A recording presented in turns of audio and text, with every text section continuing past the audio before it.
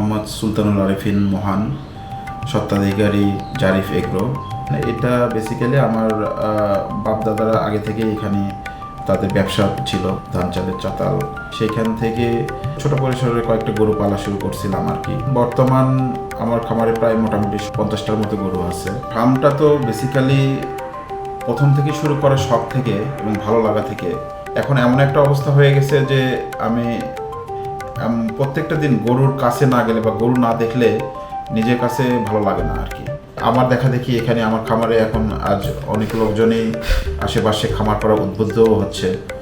চেষ্টা করছি যে আধুনিকতার সাথে সব কিছু করার। আমার এখানে কাউ কমফোর্ট জোন আছে, ওয়েট স্কেল আছে, সিসি ক্যামেরার মাধ্যমে 24 ঘন্টা পর্যবেক্ষণের ব্যবস্থা আছে। অত্যন্ত গরমের মধ্যে গাভীগুলো যাতে বা গরুগুলো যাতে আরামে থাকতে পারে সেটার জন্য ফগার মেশিন লাগানো আছে, ডিসপ্লে সেন্টার করা আছে, কোয়ারেন্টাইন শেড রাখা হয়েছে, আইসোলেশন শেড রাখা আছে, ঘাস কাটার মেশিন আছে, মিল্কিং মেশিন আছে, দুধ সংরক্ষণের জন্য ফ্রিজিংয়ের ব্যবস্থা আছে আর কি। অনেকে হয়তো অনেক ছোট চোখে দেখে এটা খামার করে বা রাখাল, কিন্তু আমার কাছে এটা খুব মজা লাগে আসলে।